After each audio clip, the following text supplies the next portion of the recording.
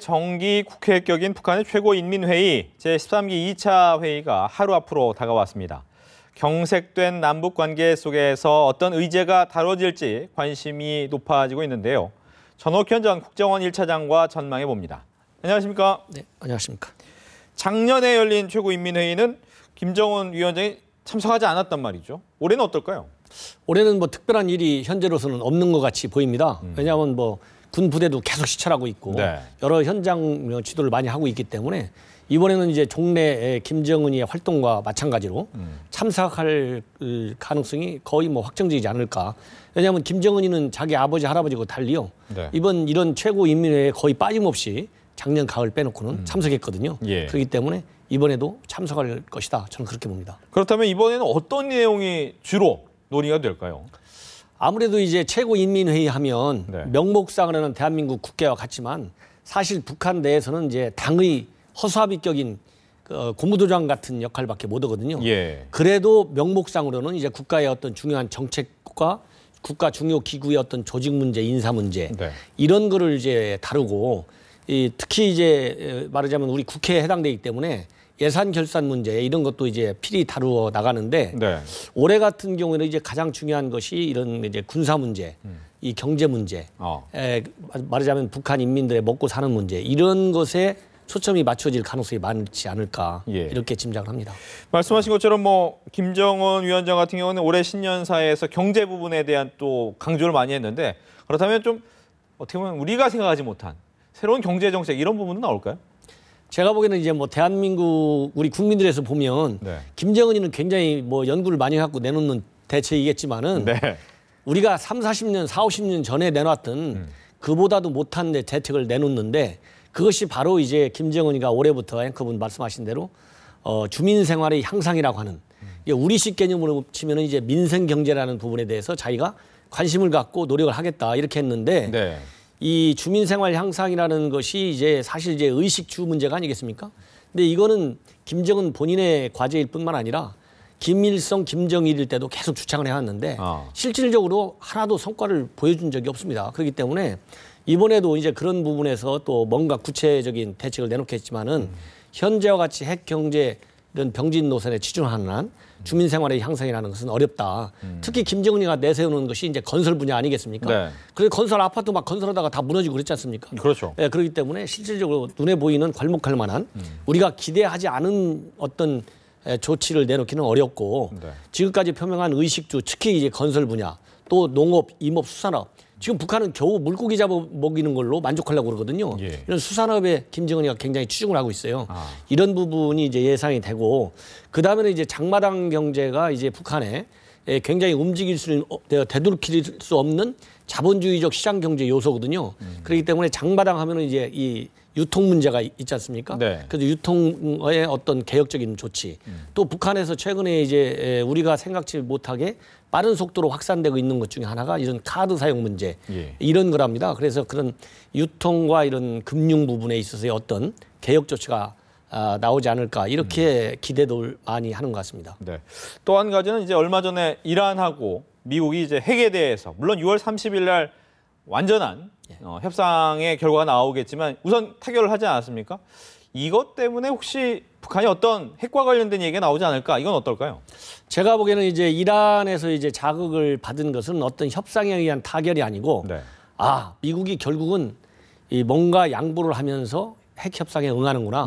오히려 이런 점에 김정은이는 착안했을 것이다. 그래서 자기네가 기존 요구하는 대로 우리는 이미 핵 보유 국가다. 그렇기 때문에 이런 육자회담 같은 어설픈 비핵화 협상 하지 말고 군축 협상에 나와라. 이런 주장을 계속 밀고 나갈 것이기 때문에 그러기 위해서는 오히려 이런 핵 어떤 타결점을 어떤 시사하는 그런 발언보다는 핵 강국임을 다시 한번 과시하는 그래서 핵 어떤 전력에 앞으로 상당 부분 더 역점을 써서 핵 전력을 고도화시키고 더 완성시키겠다는 그런 입장의 강경 정책으로 나올 가능성이 오히려 더 많다. 네. 저는 그렇게 봅니다. 근데 이 와중에 우리나라의 애슈턴 카터 미 국방장 오지 않습니까? 예. 무슨 얘기할까요? 글쎄요, 뭐 이제 일반적으로 보면 이제 카터 장관이 이제 말하자면 초도순 시하는 거지 않습니까? 장관 취임한 이후로 한일. 그렇기 때문에 이제 현지 우리 대한민국의 어떤 안보 현실을 눈으로 보는 그리고 직접 확인하는 그럼으로써 미국의 대한반도 군사 안보 전략이 제대로 작동할 수 있는 여건이 되는지 안 되는지 이런 걸 보는데 이제 일반론적인 관심을 가지고 있지만은 네. 거기에 핵심은 우리 정부 당국에서는 지금 현재 사드는 공식 의제에 포함되어 있지 않다 이렇게 대외적인 입장을 밝히고 있지만은 알게 모르게 한반도에서의 어떤 전쟁 억지력의 최후의 방어책이 무엇이냐 이런 문제를 논의하다 보면 네. 결국은 어떤 표현의 문제이지 사드 문제가 포함되는 논의의 틀을 갖출 수밖에 없을 것이다. 이것이 사실상의 핵심적인 이슈가 되지 않을까 하는 겁니다. 그러나 이제 우리 국내에서의 어떤 민감한 반응, 특히 중국의 민감한 그런 어떤 반발 이런 걸 감안해서 외교 전략적으로 또 외교적인 어떤 수사에 있어서는 상당히 신중한 반응을 보일 것이다. 예. 그래서 지난번에 댐프시 합참의장이 왔을 때도 네. 사드는 공식적으로 논의하지 않았다는 게 공식 우리 정부의 한양 당국의 입장이 아니겠습니까? 왜냐? 공식 의제가 아니라는 거 있거든요. 그러나 대신에 당시 댐프시 합참의장이 와서 새로 남겨준 개념은 뭐냐? 통합 대공 방어 시스템이거든요. 이거는 오히려 사드보다도 더 완벽한 통합, 그야말로 통합 인티그레이티드 에어 앤 미실 디펜스 시스템이지 않습니까? 그것처럼 더 광범위한 어떤 북한의 핵 미사일 어떤 공격력에 대응한 억지력을 갖추는 군사 전략의 하나다. 이렇게 볼 때 어떤 큰 틀에서의 어떤 사드 배치 문제를 포괄적으로 암시하는 이런 논의를 하지 않는다면 카터 대통령 이 국방장관이 굳이 한국까지 올 필요가 뭐가 있겠습니까? 틀림없이 어느 정도 얘기가 나올 것이다. 근데 실제로도 이제 보니까 이 미 국무부 군축 검증 이행 담당 차관보가 현지 세미나에서 사드 관련된 얘기를 할 것 같은 뉘앙스의 얘기를 했단 말이죠. 근데 문제는 말씀하신 것처럼 이렇게 공식적으로 안 하고 비공식적으로 하면 이런 얘기도 좀 안 나와야 되는 거 아닐까요? 제가 보기에 이제 말하자면 밖에다 드러내놓고 얘기하면 제가 말씀드린 여러 가지 민감한 부분이 많이 있기 때문에 미국이 지금 과거와 달리 이번에는 굉장히 조심스러운 정말 돌다리를 몇 번씩 두들기면서 접근한 그런 어프로치를 쓰고 있다.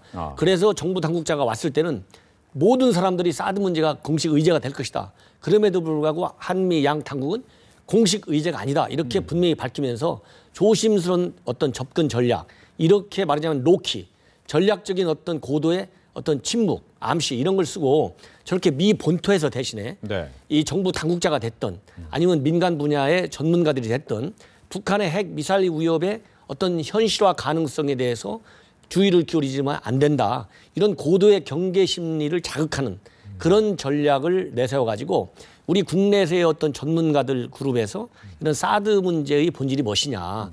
이게 배치하는 것이 우리 한반도의 어떤 전쟁 억지력 향상에 얼마만큼 기여할 것이냐.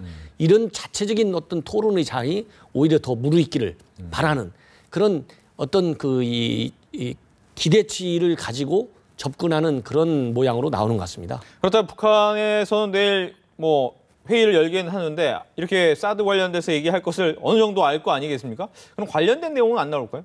그렇기 때문에 제가 앞에서 말씀드린 대로 오히려 북한은 사실 이란하고는 다르거든요. 이란은 핵 프로그램을 가지고 진척시키지를 않았어요.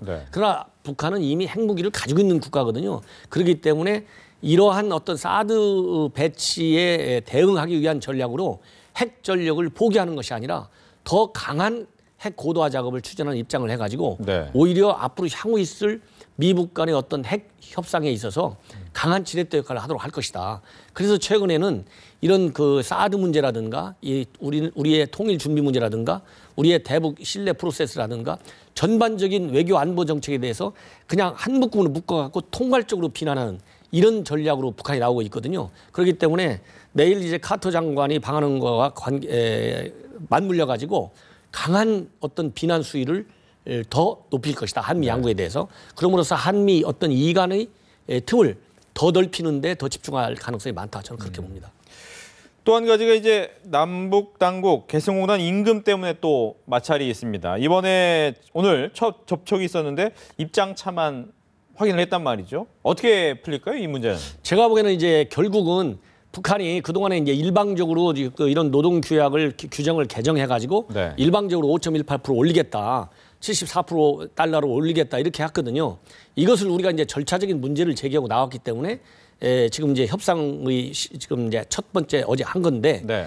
북한이 그동안에 이제 강하게 반발하는 입장을 보이면서 자기 원칙을 고수하다가 일단 협상에 나온 것은 자기네 힘의 한계, 자기네 논리의 한계를 느낀 것이다. 그렇기 때문에 북한이 어제 협상에 나와서 우리나 북한이나 기존 입장을 고수한 것은 남북 협상의 기본 틀입니다. 그게 어제 바로 나오자마자 어떤 타협안을 내놓을 가능성은 없죠. 네. 그러나 협상하겠다는 의사를 비친 걸로 봐서 한두 번 더 협상을 하면서 일정 수준에서 합의를 할 것이다. 저는 이제 그렇게 봅니다. 네.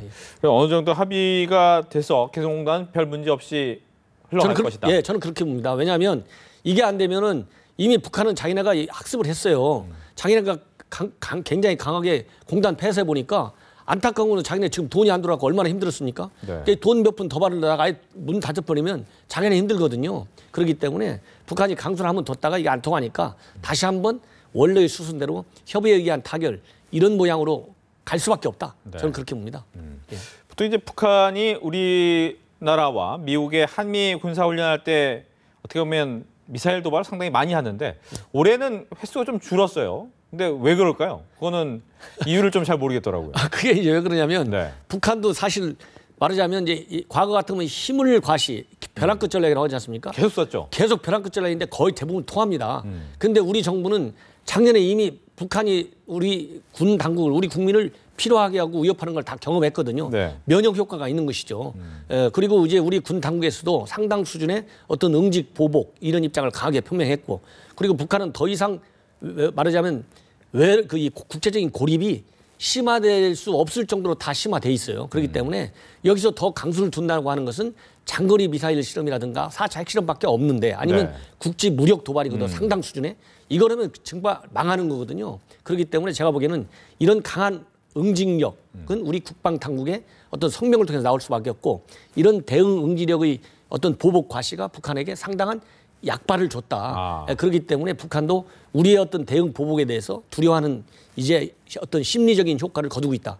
그래서 과거보다는 덜 강한 그런 그 벼랑 끝 전략으로 나오고 있다. 이렇게 저는 봅니다. 네. 이 와중에 또 이동식 대륙간 탄도 미사일의 KN-08를 준비하고 있습니다. 이 부분 같은 경우에 상당히 위력이 대단할 것 같다라고 하는데 3단 추진체에 12,000km의 사거리 어느 정도 위력입니까? 이게 이제 굉장히 무서운 게요. 네. 이제 장거리 이제 미사일이라서 미 본토까지 과거에는 괌, 과거에는 알래스카 그러다가 이제 KN-58이라고 하는 08이라고 하는 저 이제 신형 장거리 미사일이 미국 당국자들이 주장하는데 만약 실전 배치 초기 단계에 돌입했다.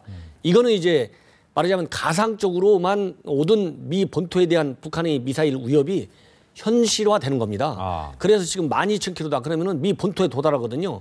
그럼 여기에 북한의 핵 능력이 고도화, 소형화 작업을 마쳤다. 이렇게 되면 언제라도 미 본토에 대한 핵 공격이 가능한 것이죠. 네. 그렇기 때문에 이거는 이제 심각한 미 본토에 대한 직접적인 위협이 되는 것이고 그래서 미국은 앞에서 말씀드린 대로 이 통합 대공 미사일 시스템까지도 고려하는 이런 종합적인 컴프레hen시브한 어떤 전략을 내놓을 수밖에 없다. 네. 굉장히 위험한 것이고 특히 이 미사일은 이제 2012년도에 처음으로 이제 이렇게 이제 그 열병식 때 나왔었는데 김정일이 생일 기념 이럴 때 나왔었는데 그때만 해도 미 당국에서 이건 모형이다. 네. 이건 가짜다. 그렇죠. 이렇게 했는데 불과 3-4년 사이에 그 실전 배치 초기 단계에 돌입했다. 이렇게까지 굉장히 적극적으로 평가하고 있어요. 이거는 이만큼 북한이 빠른 속도로 잠수함 발사 탄도 미사일과 더불어서 장거리 미사일 발사에 심연을 기울이고 있는 하나의 중요한 증거다. 네. 저는 이렇게 그렇게 봅니다. 그렇다면 2020년까지 미국 전역을 포함할 것이다라는 부분은